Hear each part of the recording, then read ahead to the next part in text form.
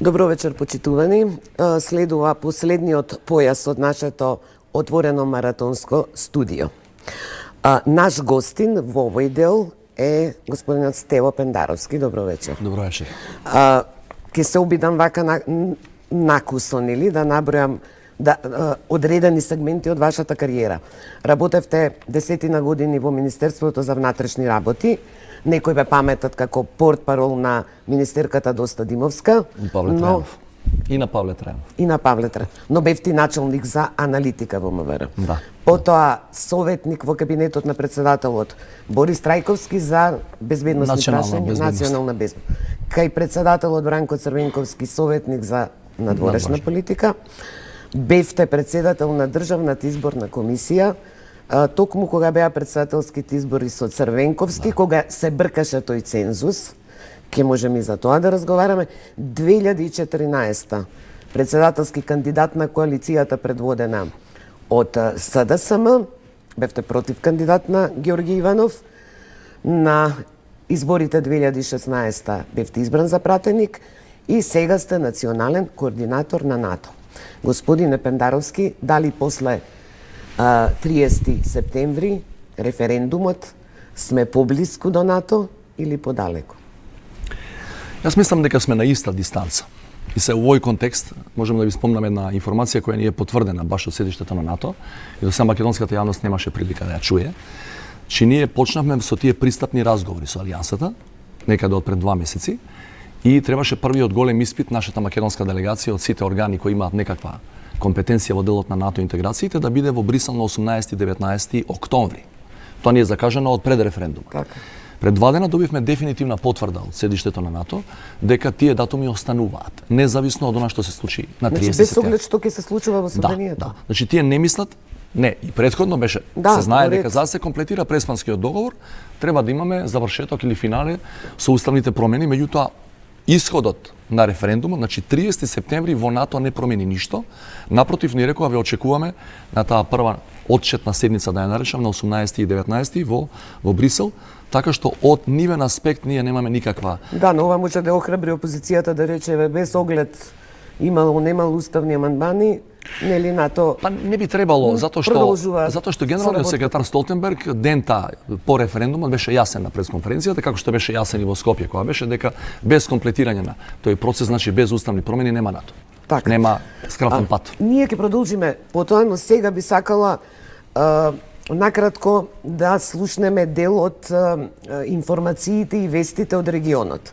Последните месеци е разиграна една дипломатска војна, така да ја наречам, меѓу Москва и Вашингтон или земјите членки на НАТО. Во студиово тука е колегата Дејан Андоновиќ, па би сакала, Дејан, да чуеме има ли ваква една игра во Босна и Херцеговина, бидејќи во недела таму се одржуваат избори. Да, општи избори во недела, 8 поред, во сите 10 кантони изборите се однесуваат на локални, Република Српска и федерални избори, каде што нели партиите и ентитетите треба да ги изберат новиот председател и новите членови на председателство на Босанско-Херцеговската федерација. Меѓутоа аналитичарите укажуваат дека ова можеби највалкана кампања, односно многу лоша реторика, не меѓу кантонална и меѓу национална, туку внатре во самите. Во Република Српска меѓу двајцата опоненти, да кажам, едниот е актуелниот Додик и другата партија кои се борат за, нели, кој ќе биде председател на Република Српска, но и чив представник ќе седи во Сараево како представник на србите во федералните власти. А какво е влијанието на официјален Белград и Загреб во овие избори? Па влијанието е и покрај тоа што и Загреб и Белград сакаат да се оградат, нели, од нивното влијание, сепак имавме и денеска и вчера информации дека вчера во Мостар, значи во Херцеговина, во хрватскиот дел на Босна и Херцеговина беше Андреја Пленковиќ, хрватскиот премиер, кој несебично даде поддршка за нивниот представник тамо на ХДЗ, Драган Човиќ, што воедно се толкува како на некој начин влијание врз тие избори. Од друга страна Вучиќ, Александар Вучиќ, председателот на Србија, денеска требаше да дојде во источно Сараево да присуствува на отварање на некаква си таму болница, меѓутоа Меѓутоа, тоа беше театарот каде што председателот на Република Српска се извинувам, Додик му прати писмо на Вучич, замолувајќи го да не доаѓа сега, за да тоа не биде злоупотребено, дека Белград влијае врз некакви избори во Сараево. Влијанието на Москва какво е во Република Српска? Па влијанието... За овие избори говориме. Па за овие избори знаеме дека Милорад Додик и неговата партија, барем они така јавно се декларираат, имаат огромна поддршка и огромно пријателство со Кремљ и со актуелниот руски председател Путин. Сакам да потсетам дека пред само 4 или 5 дена во Сочи Додик се сретна со Путин, на само 2 дена пред Вучич да ја направи истата посета, што значи дека на некој начин руската политика и како ќе влијае врз политиката која евентуално Додик би ја спроведувал во Сараево како федерален представник. Имам впечаток дека не постои друг државник како Александар Вучич кој имал толку многу средби со рускиот председател Путин. Да, руските медиуми велат дека Александар Вучич е председател, единствен председател у свет кој најмногу пати ја посетил Москва и најмногу пати разговарал со Владимир Путин. Така. Ако Босна и Херцеговина е едното се уште кризно жариште или кризен регион во Западниот Балкан, второто или вториот дел е Косово. Па вторно не е помалку важно. Што се случува таму? Па во Косово продолжува на секојдневните реторики на провокации од двете страни. Она што е ново денеска и последно е изјавата на Хашим Тачи, председателот на Косово, кој не знам зошто и не знам под кој повод изјави дека сонот на сите косовари, односно граѓани на Косово, е да се обединат заедно со Албанија, што ги подигна и како тензиите. Сакам јадранка само да кажам дека тоа не е прв пат таква изјава да даде, но ја дава во едно чудно време кога се актуализира и формирање на косовската војска, кога знаеме какво е регионот и имаше овдека референдум, нели, има избори во Босна, така да Белград официјално само прокоментира дека очекува некој од Европската унија и од Соединетите Американски држави конечно да реагира на овие изјави на Тачи. Да, но каков е ставот на Москва во врска со размената на територии меѓу Косово и Србија? Размената на територии јавно никој не ја поддржа. Ми се чини дека и Вучич и Тачи имаат некој прекјутен договор меѓу себе дека им е прифатливо да направат размена на територии и за конечно да го затворат косовското прашање. Меѓутоа, пред 3 или 4 дена кога беше Вучич во Москва, тој како да не доби поддршка од Владимир Путин, бидејќи Русија веројатно сака се уште да го држи Косово како потенцијално жариште за тогаш кога ќе има потреба у глобални рамки да може да се пазари со своите, нели, НАТО и Соединетите Американски држави како опоненти. И моето последно прашање, бидејќи 5 октомври е денот кога во Србија беше урнат режимот на Слободан Милошевиќ. Дали денеска е одбележан на некој начин или какви се реакциите? Па тој е одбележан, меѓутоа и самите срби некако срамежливо го одбележа, бидејќи самите срби многу очекуваа на 5 октомври од таа нова, нели, кога дојде демократската обединета опозиција која го урна Слободан Милошевиќ, меѓутоа после 18 години, денеска е 18 годишнината од 5 октомври кога го урна Милошевиќ, не се баш многу задоволни од властите кои дојдоа и кои изминатите 18 години не баш многу ја бутна Србија напред кон, нели, светот, кон развојот и кон конечно стандардот на граѓаните. Ти благодарам, Дејан. Благодарам. Господине Пендаровски, еве информациите од регионот го стимулираат, нели, моето прво прашање после ова. Можно ли е прекројување на границите не само ова што е во игра со Косово и Србија, туку и во Босна и Херцеговина? Дали Србија евентуално за да се случи онаа размена меѓу Прешевска долина и Северно Косово би се одразило тоа со Република Српска и поделба на Босна и Херцеговина? Тоа е аксиом за сите што барем половично следат политика и да не зборам за оние што се бават со безбедност. Гледате, принципот при распадот на Југославија беше некогашните административни граници меѓу републиките и покрајините да станат меѓудржавни со цел да не се следат етничките граници на народите кои живеат на тоа подрачје. И тоа не се наруши на ниеден начин од почетокот, од издвојувањето на Словенија до прогласувањето на независноста на Косово 2008 година.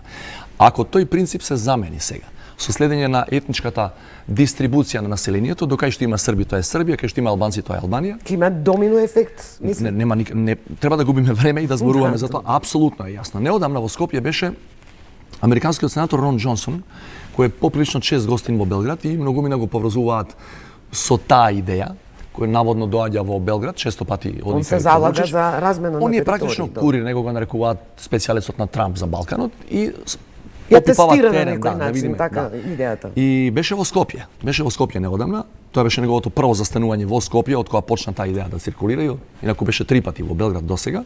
Помина и во Косово при таа турнеја и интересно е почна турнејата во Грција.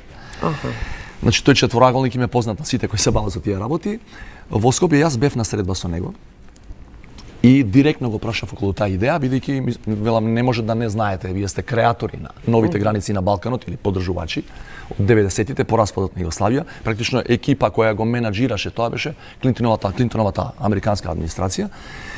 Велам, ние сме многу уплашени затоа што еден висок представник на сегашната администрација, Џон Болтон, кој е советник за национална безбедност, е највлијателниот советник на еден американски председател, а председателскиот системот, најмоćна е државата. Вели дека и таа опција не ја отфрламе, ако помогне да се реши.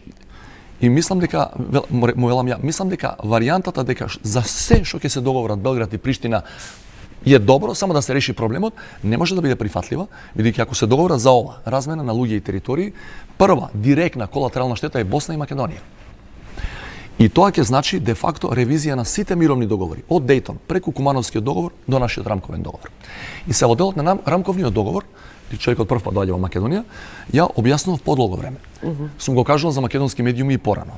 Значи, првото барање на така наречениот албански блок во рамковниот договор, во Охридските преговори, беше првото.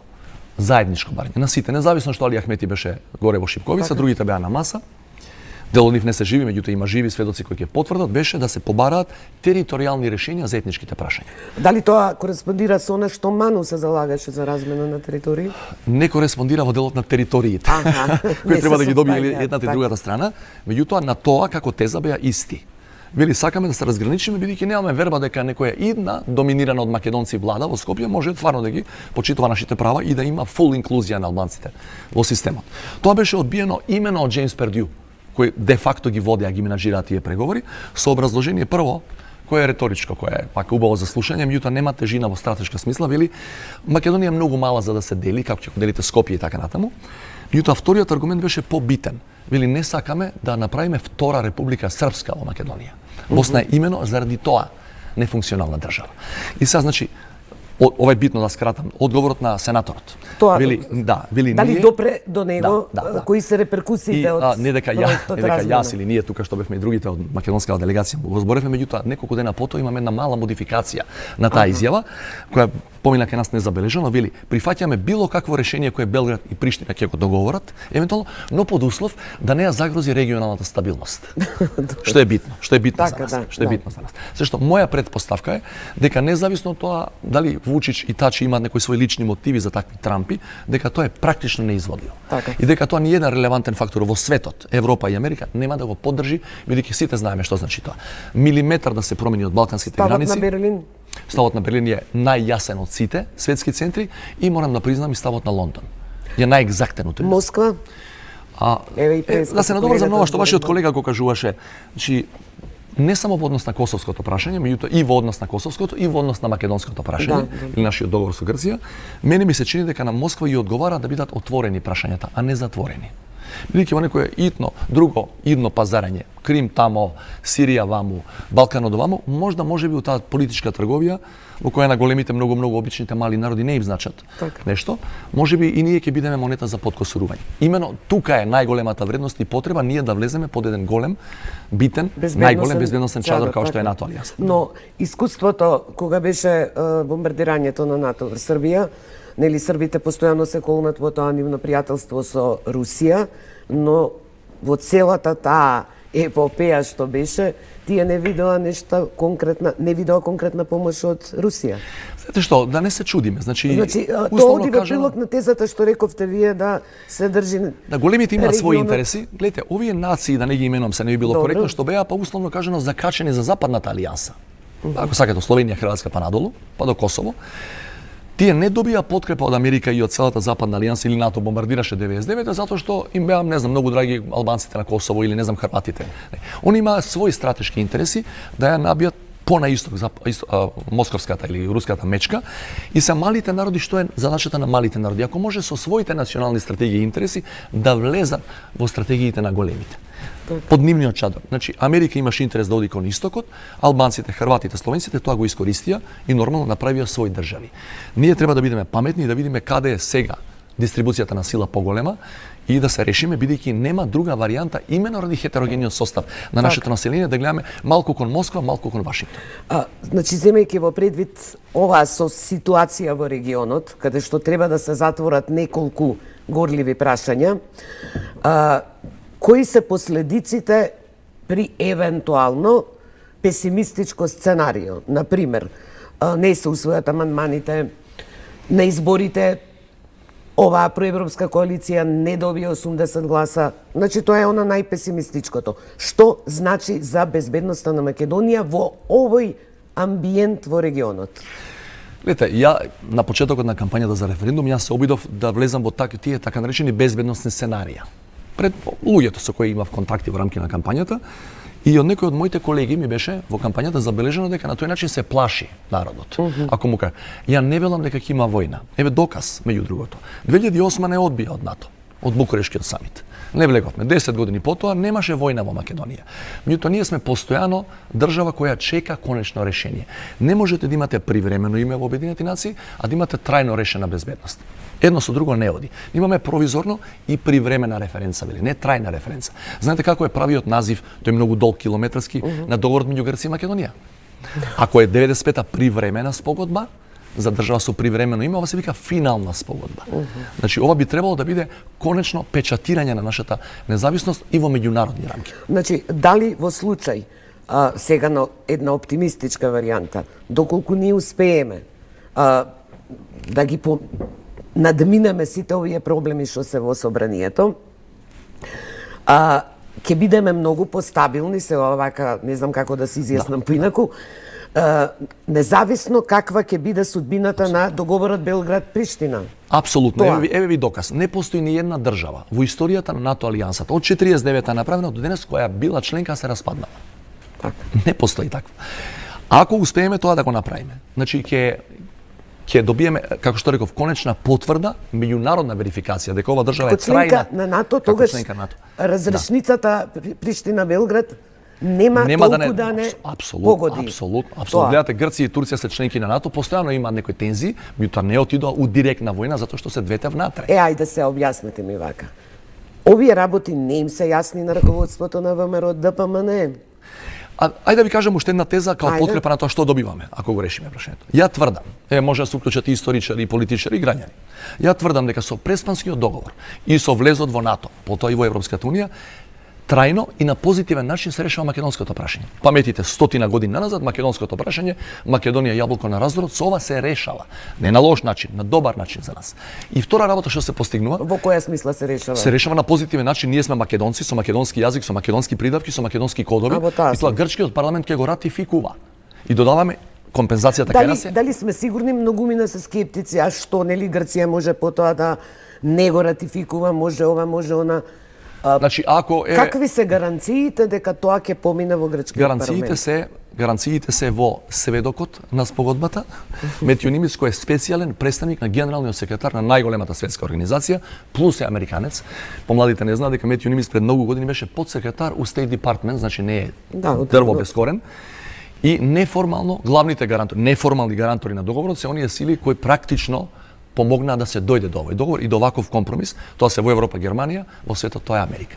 Значи, дали раководството на ВМРО ДПМН не е свесно за ова последиците од пропагање на овој договор на безбедносен план за Македонија? Морам да ви кажам дека јас лично не ги познам. Ова раководство не го познавам, го знам од јавни настапи. Го знам претходните раководства ги знам. Изборувам се за раководството на ВМРО ДПМН 2001 за рамковниот договор.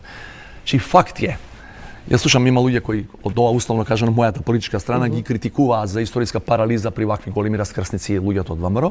Та факт е дека и 2001 тие не можеа да видат дека рамковниот договор е нужен за држава која е така хетерогена во својата композиција.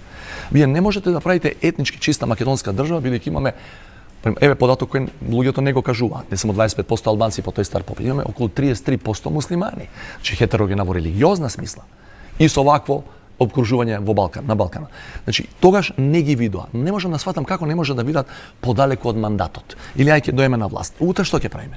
Значи, ние мораме да имаме луѓе, мораме во сите големи партии, и албански, македонски, кои ќе гледаат Македонија 25 години од сега. Не, мене ми делува малку шашав во таа конструкција. Ние сме за ЕУ и за НАТО, но против договорот од Преспа. Кога државници од цела Европа, да речем и од Вашингтон, од НАТО, јасно порачаа дека патот до ЕУ и НАТО води преку овој договор. Логична конструкција би било, ние сме за ЕУ и НАТО, но нема да бидеме ако овој договор е услов. Мене ми е тоа логично размислување. Не, се ја да бидам нивниот адвокат, значи они не велат дека ако е договорот, се трудам да ја најдам логиката во овие ставови. Не, јасно е. Заклучоците на НАТО самитите и на европските самити се јасни 10 години. Договор со Грција, меѓутоа они спорат каква е содржината на договорот. И ние се убивме од докажување дека не се губи македонското, тоа не ми јасно како не им влегува во глава. Значи, дали знаете што значи во грчки парламент, кај што не може М од Македонија да се спомне до сега, кај што градоначалникот на Солун на улица го тепаат, го напаѓаат физички хулигани за неговите ставови према ова прашање, имено, кој чекаше нова година патем кажано со нашиот премиер. Значи, во грчки парламент да биде ратификувано, во кој има македонски јазик, македонско, Македонија и има МКДК. Ја не можам тоа да го разберам како не го гледат. Еве, да речеме сега под предпоставка да верува дека можат подобар договор да направат во иднина. Меѓутоа, овој рок ако го пробиеме сега со договорот од Преспа, Грција има избори на пролет, ќе пропаднат сите наши шанси. Знаете што, не се само роковите проблем. Чи јас и многу други тврдиме дека и 10 години да ни дадат плюс, подобар договор со грците нема да направиме. Направивме договор, затоа што овде имаше еден храбар човек кој го водеше целиот процес, Зоран Заев, и од таа страна излезе премиер кој не излегува од традиционалната матрица на грчката политичка елита. Тој не е дел на тие 2-3 династии политички. И не е оптеретен со историјата до толку. Значи, буквално не е оптеретен. Млад човек, релативно, по прв пат на власт и така натаму и така натаму. Значи, таа левица е нешто поинакво од нашава левица овде. Знаете што? Значи, да не се лажеме, тамо во Грција има и многу левици, па самото негово движење има барем едно 20 групации внатре и тамо има радикални националисти, независно што се викаат. Не знам, коалиција на радикална левица, кој ќе преведете. Значи, ова е специфично за човекот кој е внатре. Дури неговите клучни министри се делумно оптеретени со тоа грчко политичко наследство. Не зборам за Камено, зборам и за Коцijas. Значи, Ципрас е буквално, она го викаат out of box, е нестандарден грчки политичар. И ние тоа мора тој контекст да го искористиме. Иначе да беше друг, ваков договор со овие придавки и додавки што се битни за нас, немаше да има. Немаше да има. Значи, не верувате дека било која не мора само влада на ВМРО ДПМН или на СДС дека во иднина ќе постигне нешто подобро. Знаете како ја мислам дека луѓето во ВМРО ДПМН прецепираат, велат вие не може да направите подобар договор, дека као вие не сте политички вешти или не знам, не сте способни. Не станува збор за способност. Или ова што ние го издоговараме, ние сме најдобри на свет. Не. Контекстот е тој и поширок. И да не се лажеме, зошто Западната алијанса дојде толку масовно во Македонија? Затоа што Руската Федерација објективно е многу присутна во Македонија последните 3 години и во регионот на Западен Балкан. Имаше ли влијание руската политика за ваков резултат на референдумот? Во која смисла за резултат? Па еве цензус да нема. Јас мислам дека партиите кои беа на отворено проруска позиција беа и се маргинални, и ја мислам дека и тоа бројката го кажува, значи имате 6% против, 3% неважечки, да речеме дека тие што излегле се и во тие 3%. Ете, го поништиле ливчето. Главната причина зошто овој референдум не успеал во правна смисла се околу 400.000 луѓе кои се на список, а не живеат во Македонија, се иселени, и по моја проценка околу 300.000 традиционални гласачи на ВМРО ДПМН кои го послушаа диктатот, односно препораката на својата партија. Така. Па сепак овој резултат што е одговара на интересите на Москва. Во крајна инстанца, да. Разликата кога Јанко Бачев или другите од тие бојкотирам ке повикаат и кога лидерот на партија ќе каже дека нема да излезе да гласа. Да се обидам да преведам што сакате да кажете, да. Значи во суштина, според крајниот ефект од 30 септември, најголемата опозициона партија застана на проруски позиции. Така, тоа ми беше целта да добијам одговор. Сега, што очекувате овие денови? Дуи е нешто оптимиста благ оптимиста дека може да се успее во собранието да се убедат некои пратеници од ВМРО ДПМН да гласаат за амандманите. Знаеки го овој состав, наназад година и нешто, очекувате вакво? Реално е да се верува во тоа? Прво, При ваква реторика, која во последниве 2 недели навистина е тврдокорна. Прво да морам да се оградам, ја не сум воопшто дел од тие политички процеси, се знае кој ги води и како ги води тие процеси, тоа не ми е задача што се вели. Следиме, меѓутоа како човек од страна. Печаток добиваме од сите тие настапи. И не можам да видам дали нешто се случува, дали пробив се случува, во тој дел не можам да видам. Но овој дел можам да го коментирам. И конечно една година 16-17 бев и пратеник избран и ги знам и лично поголемиот дел од опозиционите пратеници. И знам дека има луѓе кои се разумни во оваа смисла. Не се предавници. Го знаат дека тоа во овој контекст е најреалното можно и најдоброто можно решение. Меѓутоа исто така знам, не само од медиуми, него од разговори со многу луѓе, дека притисоците врз пратениците на ВМРО ДПМН не од раководството на партијата, него од луѓето кои се со години пропаганда насаскани дека ние сме антички, стари, Македонија вечна и така натаму, се неверојатни, не само од диаспората, се толку големи што ја тврдам, ниту една пратеничка групација до сега не била толку под закана и за физички ликвидации, и за некој од нив, до таму, вклучително и ние како пратеничка група кои бевме нападнати на 27 април 2017. Она што ја го имам слушнато до сега, значи ситуацијата е неиздржлива, мислам дека еден од нив, од пратениците денеска вечерва на Твитер го видов тоа, вели ве молам, трпиме неверојатни притисоци, немојте да го правите тоа, нашите семејства се под ужасен притисок, вели аман заман. Значи тоа јавен повик е до сите кои тоа го прават. Значи тоа значи дека стравот ќе одигра улогата да пропадне се тоа. Кај еден значаен дел од тие луѓе станува збор за политичко убедување. Дека така треба да постапат. Кај еден дел од нив станува збор за убедување дека народот, како тие го разбираат тоа, на 30 кажал што имал и не може да одиш контра народната волја. Меѓутоа кај еден дел, не можам да шпекулирам колку големе, али претпоставам дека не се еден двајца, тоа е притисоци од неверојатни пропорции и право да ви кажем, јас и вие да сме во таа ситуација, 3 пати ќе размислиш дали ќе кренеш 2 прста или ќе стиснеш копче за уставни промени. Значи Богоевски ќе излезе во право, го отсрушивме режимот, но груевизмот не. Така излегува. Еве да ви кажам да го цитирам него. Јас бев на една трибина во рамки на кампањата во Битола и тој беше присутен, прв пат се сретнав со тој господин. Не се сеќам дали на трибината или потоа кажа дека дневно во тоа време, значи тоа е негде средина на месецов, предходен, дневно добива по околу 80 до 100 закани од така наречени ботови, луѓе без име и презиме. Вели дел од нив можам и да ги препознам кои се. 80 до 100 на било која моја објава на Facebook или изјава на телевизија. Значи тоа значи дека постои нека организација.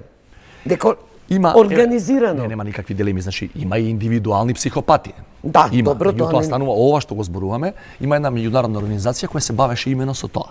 И сумарум да ви кажам како е, го видовме сите во медиумите, вели ги анализирале сите тие ботови и лажни профили по социјалните мрежи, вели нумерички од 100 такви хистерични објави или закани, само 8 се оригинални, другите 92 се рециклажа на овие првите 8. Кој стои за тоа? Па стои некоја моќна организирана сила, не велам држава, меѓутоа моќна организирана сила и не мислам дека стои во ВМРО ДПМН. Така. Можно ли ова како изборите во Америка со лажните вести и портали како оној Велес кој одигра улога, нели Велес се прослави до Америка, кои внесуваат смут. И ја мислам дека некако граѓаниве повеќе веруваат на лажни вести отколку на вистински. Морам да ви кажам се на тој дел. Нашиве органи, ние сме многу мали да го истражиме тоа се. Меѓутоа мене ми се чини, како човек кој бил долги години во тоа безбедносно милје. Сте бил началник на аналитика, значи сега мене ми се чини дека тој случај со Велес не беше баш така бениген. Не беа таму 5, 6, 10, 20 дечки кои ради пари го направиле тоа, па некој од Америка ги поврзал и они со секој клик заработувале по не знам колку долари. Моите делумно сознание, делумно проценки или како да речеме инстинкт во таа смисла вели дека тука имаше и домашни подизведувачи.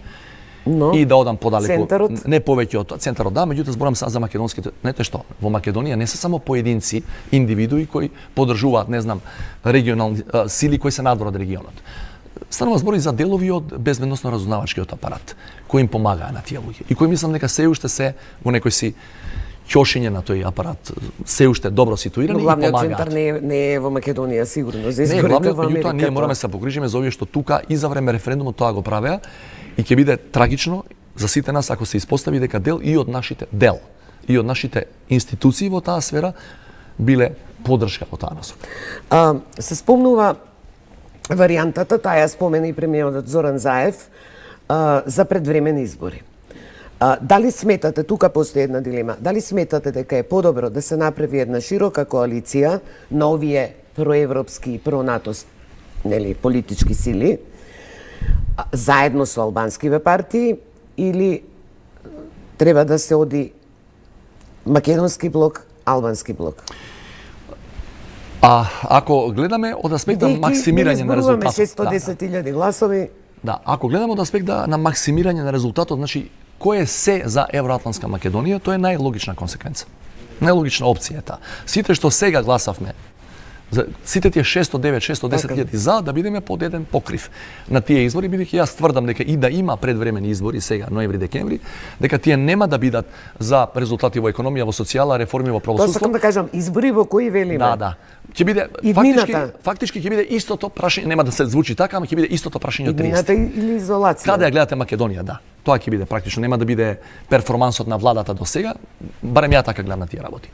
Еве да кажам и ја би сакал една друга варијанта да размислуваме, да видиме колку другата страна не беше кооперативна за да не дојдеме до оваа речи. Добро.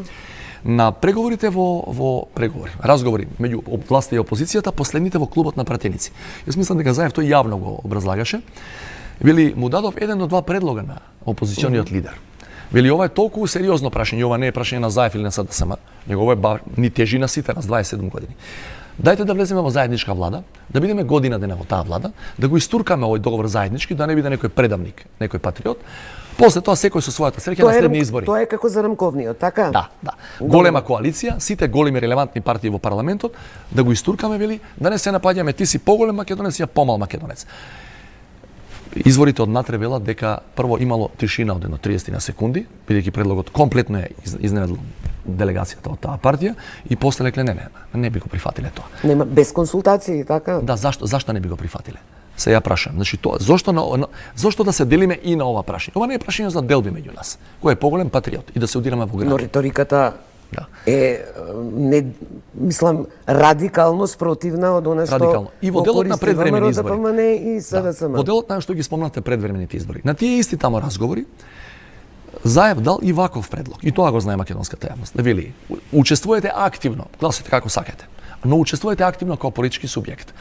Наредниот ден од 30, значи на први, ако освоите 300.000 и еден глас повеќе, имате наредниот месец предвремени избори, ако тоа ви е целта да дојдете на власт.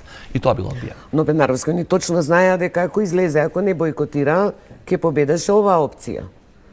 Инаку со 900 и кусур излезени, 450.000 гласови за ќе беа победнички. Но еве кажете ми зошто сега опцијата за предвремени избори повторно не е прифатлива за опозиционата партија. Гледате дека даваат услови, поставуваат услови кои ги нема у ниедна пржинска влада и пржински документ. Да се направи анкетна комисија или нов јавен обвинител на предлог на опозиција кој ќе ги истражува сите криминали во овие 15 месеци. Че повторно не сакаш на избори да одиш. Тоа не можам да го разберам. Вие бевте председател на Државната изборна комисија за председателските избори 2004 кога го избра Бранко Црвенковски. И тогаш имаше проблем со цензусот. И тогаш имаше доста притисок од сите страни да се постигне да не пропаднат изборите. Бојкотот сепак е легитимен за секој човек може да избере дал ќе бојкотира или ќе партиципира. Како тоа се наби тој потребен цензус 51 како 52,4. Еве како се во пладневните часови. Еве како се постигна. Постои голема мистификација, особено во делот на оваа иста опозициона структура кој тогаш беше опозиција, и велеше дека тоа е заради албанските гласови кои били знаеме како гласаат. Еве ви ги проценките, ви ги кажувам прилично прецизни од тоа време кои се направени од релевантни експерти. Гласовите на ДУИ за Црвенковски во тој период беа од 80 до 90.000. Тоа е све. Во вториот круг. Кога нивниот кандидат не беше, бидејќи отпадна во првиот. Да, има свој кандидат. Но цензусот го направи ВМРО ДПМН, имено со она фамозна телеграма на тогашната подпредседателка на партијата, која некаде околу 5 сат попладне пушти телеграма, рече ние мораме да излегуваме сите до последен за да направиме најдобар резултат во нашата историја. Цензусот за Бранко Црвенковски го направи ВМРО ДПМН, кој даде 330.000 гласови за Сашко Кедев. Таа е вистината. Така. Тоа е, кога велите подпредседателката, мислите на Достатимовска, Не, зборам за Ганка Самойлова. А за Ганка Самойлова. Таа е сега од оние што се Па не знам, против и не ја гледам во бойкотирани. партијата, меѓутоа во тоа време постои телеграма, тоа ќе ви ја кажат сите активисти на ВМРО ДПМН и по општинските комитети, вели мораме да гласаме до 7 сат, нашите сите до последно. Добро, потоа политичките партии видоа дека е тоа навистина висок праг, висок цензус од 50%. Во европските држави мислам нема врска ваков праг да имате за било што, па и за референдум. Не ми е јасно зошто се симна цензусот за избор на председател, а за референдумот остана исто. Моја проценка е, иначе да знаете, во време доека сум ја председател на Државна изборна комисија, беше и, значи под мое раководство на ДИК, беше и референдумот за децентрализација 2004 во ноември, точно. кога исто немаше цензус, тогаш СДСМ и таа коалиција бойкотираше. Да, ама сега им се врати ко бумеранг тоа. Знаете што? Сега ова сакам да ви кажам. Значи, тој е стар, законот за референдум е стар и бидејќи многу ретко во оваа држава сме имале национални државни референдуми, 3 од тогаш до денес. Тоа беше со 150.000 потписи, или одлука на собрание или 150, што не е лесно да се постигнат. Бидејќи ретко ни доаѓа таа можност за таков тип на референдум и мислам дека никој не го имаше во предвид тој закон. Инаку да знаете, ние во меѓувреме го намаливме пред години и години и цензусот за градоначалници. Па сега имаме у втори круг од третина од општинскиот електорат минимум да излезе, па кој добие еден глас повеќе е градоначалник. Чи тогаш бевме свесни, ама локални избори имаме постојано. Со ова симнување вие ги стимулирате луѓето да излезат, например, доколку сега беше понизок прагот, има интерес и тие што се против да говорат да излезат. Така за евентуално нивната опција да добие, еден глас повеќе. Како ќе го коментирате председателот Ѓорги Иванов, бевте против кандидат нели на изборите, вие имате став дека и на тие избори имало некакви фалсификати, да речам, или притисоци, незаконитости во изборот. Целото негово однесување во врска со овој референдум, дури и негово обраќање од горницата на Обединетите нации. Тоа се две прашања. Тоа се две прашања, да свратиме на првото, значи не тврдиме ние. Најмалку тврдам јас, као поединец. Има еден предмет кај СЈО, се вика Титаник, за изборни нерегуларности. Комплетното раководство на таа партија е обвинето и запретените казни, ако се докаже делото, се многу високи. И денеска најновиот контингент, така наречени бомби што ги слушавме, што се пуштаа во судницата, покажуваат стравични злоупотреби. Значи, ги знаете сите тие работи, да не ги повторуваме, денеска има некои бомби плюс кои не се пуштани, па не знам, деца без родители и така натаму се условувани, значи грозно.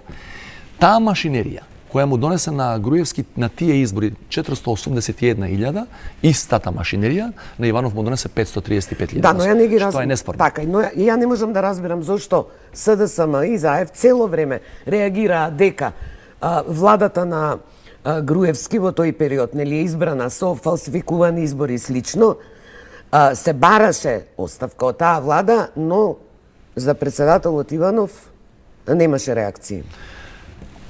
Па ја имам некои сознанија, ама не сакам да ги коментирам јавно. А зошто да не? Па затоа што во преговорите мислам дека никогаш не се барани предвремени председателски избори. Предпоставувам да не одам до крај во тоа прашање, бидејќи бев лично инволвиран во тие избори, дека на сугестија на странскиот фактор е сметана во тој период дека председателот во нашиот политички систем не е клучна политичка фигура, туку за демонтажа на тој режим е битно да го демонтираш Груевски и неговата околина, односно партијата на власт. Демек да го оставиме овој е нерелевантен и онака беше безгласна буква сите овие години, меѓутоа таа безгласна буква сега се расприкажа во последнава година-две од недавање на мандатот на ЗАЕВ, поточно од амнестијата, што е директна причина за формирање на тоа се народно движење Шарена револуција и до последните негови настапи или истапи во наговорницата на Обединети нации. Видите, за оние кои не го знаат човекот, јас и вие паметиме и у мала држава и мал град живееме, се знаеме меѓу себе, го знаеме неговиот фамозен текст, многу пред да стане председател, пиши Русија, читай Македонија, во кој го фали тој модел на демократија дозирана. Тој му сугерираше на Груевски да го земе моделот на Путин, без малку цврста. И тоа е еден подлог текст во тогашниот вестник, дневен вестник Време, во кој објаснува во детали зошто ние не можеме да одиме баш према либерална демократија, бидејќи немаме свест култура на тоа ниво, и го фали тој тип на полуавторитарен, во тоа време полуавторитарен, денеска фул авторитарен режим, и Тој човек е консеквентен сите овие години, токму тоа и сега го застапува. Вели, он се застапува практично за менажирана, за дозирана демократија, или не можеш да му даеш многу на овој народ кој претходно не бил во демократија, премногу демократија, нема да знаеш што да прави со толку слобода. Значи, мене не ме изненадува. И во вториот дел, затоа што имаме, мислам дека е многу битно да го спомнеме делот на непотпишување на и по втор пат, што е уставен преседан и кршење на уставот, на законот за јазици. 2001 година се организира тркалезна маса на правниот факултет во Скопје по повод уставните амандмани. Имаме рамковен договор, уставот уште не е гласан и мислам дека е септември 2001 и тоа има публикација од тоа. Многу професори од правен учествуваат. И Иванов има свој авторски текст, може да го прочитате и ден денеска, и тоа што го кажал, тоа го отпечатил, во кој клучната реченица е, како тој ја поима Македонија со својата мултиетничност. Клучната теза е таму, буквално вели, ние сме мултиетничко општество, меѓутоа со рамковниот договор се направи катастрофа, бидејќи таа мултиетничност се трансферираше во државата. Вели, знаете ли што добивате кога мултиетничноста од општеството ја ставате во државата? Државата се распаѓа. Значи, неговиот став за закон за јазици и за многу други работи, во сферата на меѓуетничките односи, исто така не е изненадување. Патем кажано, например, со години нема пратено ниеден амбасадор кој го предлагаше коалициониот партнер ДУИ на ВМРО-ДПМН поради нивниот став 2014 кон неговиот реизбор. Да. А тој се смета и како идеолог на антиквизацијата. Да не заборавиме. Да. Еден од парадоксите ми е што ние кои цело време велеа нели да го сочуваме идентитетот, со договорот се брише македонскиот идентитет, тие не истрпеа, него прифатија толку лесно менување на идентитетот од словенски во антички. И не рекоа ни збор за тоа. Да ви се вратам на говорот што го спомнате во Обединените нации, и исто е врзан со идентитетот. Веројатно сте приметиле, и во неговиот говор тоа го има, во последно време, особено од опозиционата партија, измислуваат еден интересен термин, вели со договорот од Преспа, наводно се губи и институционалниот идентитет на Македонија. Значи, тие мислат, кога го објаснуваат, тие мислат дека државата Македонија, не јас и вие сме етнички македонци, тука нема дилема и не можеш да го оспориш тој дел од договорот, бидејќи е кристално чист. Што подразбираат тие под институционален идентитет на Македонија, као држава? Так. Дека ние сме овде титулар. Македонците се титуларна нација, титуларен народ, и при тоа прескокнуваат 2001 и рамковниот договор, кој е дел од уставот. Значи, во оваа знаете како, албанскиот субјект, кога год биле разговори кај нивиц, вели, се работи за вашето име и во тој дел ние не сакаме да се мешаме или да сугерираме. Ако ти можеш ова да го прифатиш, до тебе. Ако не можеш, пак е до тебе. Тоа е ваша работа. Меѓутоа, ако се работи за името на државата, не е лошо и ние да бидеме прашани, бидејќи овде има и луѓе кои живеат, а не се македонци во етничка смисла. Значи, институционалниот идентитет на Македонија не е македонски во оваа етничка смисла, него е баш мултиетнички. Зборам за државата. И тоа јасно го пишува во рамковниот договор.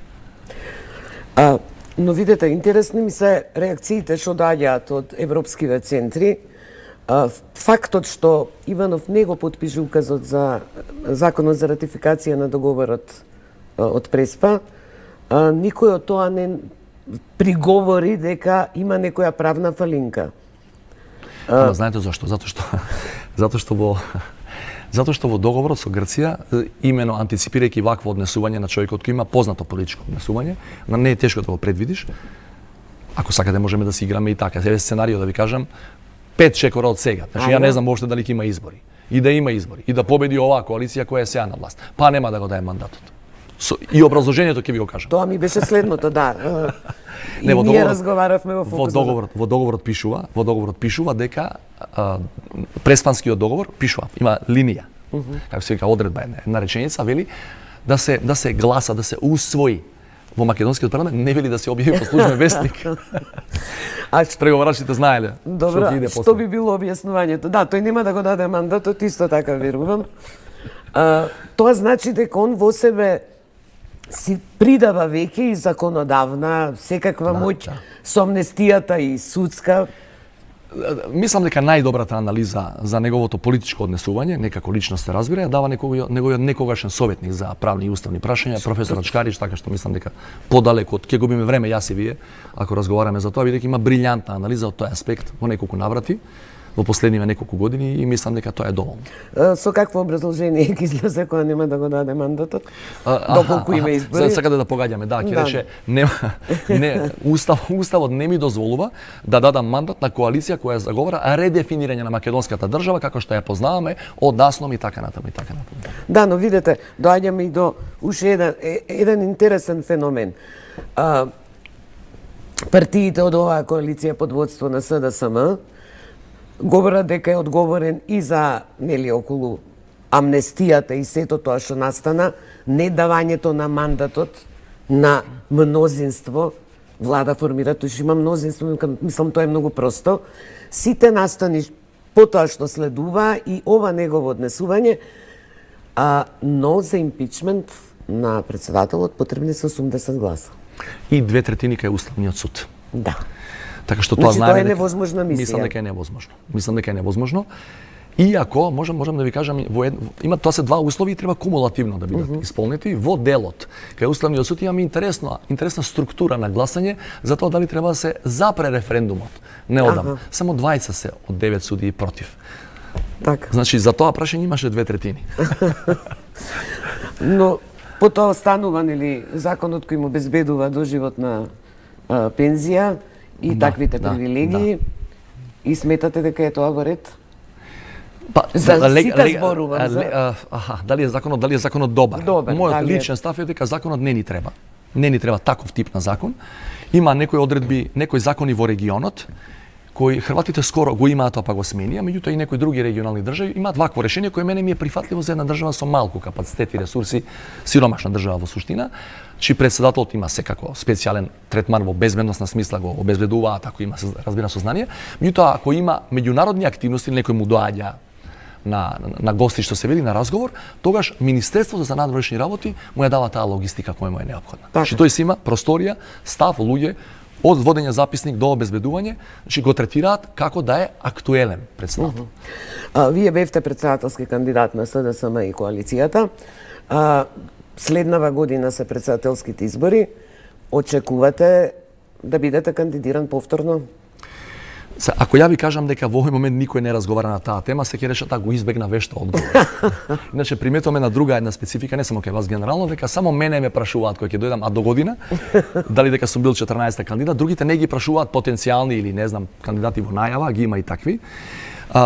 Еве моја проценка да ви кажам, значи ако не беше ова страшна и непредвидена политичка турбуленција со референдумот, па и со договорот од Преспа 17 јуни, колку вчера кој е потпишан, и тоа ја диктира целокупната политичка динамика. Моја проценка беше дека ние веќе сега ќе имавме еден стеснет круг на потенцијални кандидати. Бидејќи роковите се тие. Мојата друга проценка е во однос на ова е таа динамика, како ќе биде понатаму, пред да се знае дали ќе има избори или ќе се заврши како вели договорот до крајот, до пред нова година со Преспанскиот договор, до тогаш нема да биде искристализирано. Инаку патот до председателски кандидат е јасен. Знаете што, големите партии веќе десетина години во Македонија тоа го прават, за најмалите општини прават анкети и оној кој има најголеми шанси тој ќе биде се разбира. Верувате дека до нова година ќе ги завршиме обврските? Не можам да знам каков ќе биде ставот на опозиционите пратеници. Тоа е за мене стварно една политичка енигма која ја не можам да ја разрешам во моментов. Можно ли да се распишат председателски избори малку порано од рокот? Мислам дека постои таа можност. Само во последните 60 дена од мандатот кој... Затоа зборам, тоа се 2 месеци. Знаете како? Тие се прецизно да ви кажам, значи 12 мај почна и завршува мандатот 12 март, не може порано. Може да речеме до 12 или 15 март, не знам како паѓа недела, да се завршат. Значи 2 месеца порано да. Во таа смисла? 2 месеца да. Дали се размислувало? Треба да ги прашате луѓето во влада и во раководството на СДСМ. Не сум упатен. Една интересна вест беше деновиве дека првиот човек на Интерпол беше исчезнат 2 недели. Денешната вест е како може за првиот човек на Интерпол да не знае каде е. Многу луѓе имавме ние искуства со Интерпол и во тековни акции, меѓутоа особено со Хашкиот трибунал кога имаше ако ви текна една ексхумација горе во близината на Скопје, во Љуботен. Многу луѓе не знаат, тоа е организација на полиции, инаку сама за себе нема такви изворни надлежности. И да ви кажам еден детал како работат тие. Во тоа сите истражни действија или предистражни што треба да ги направат ги прави наша полиција и наши органи или форензичари. А имаше луѓе 20-тројца од Интерпол, од Лион дојде баш од седиштето, кои гледаа како нашиве работат. Значи еден вид на надзор, меѓутоа претрес на човек на возило, се друго не смее да прави човек од Интерпол. Значи Интерпол е една малце, како да ви кажем, една фама. Тоа се членките, као да речете во Обединети нации дека членките или во НАТО. НАТО како организација е онолку силна колку што се незините најаки членки потенцијално силни во тој момент. Значи, не е фама, некој меѓутоа чудно е. Чудно е. Денеска ја прочитав јас веста и кога видов дека станува збор за кинез, кој дошол дома после долго време, а имал прилично чудна, да кажам благо, биографија предходно, така што не ме изненадува и бил на распит во полициска станица дури, така што можно е Интерпол наскоро да бира нов шеф. Тоа се вести од калиберот, верували или не. Реков дека работевте и во кабинетот на председателот Борис Трајковски и кај Бранко Црвенковски. Како би ја опишале разликата меѓу нив?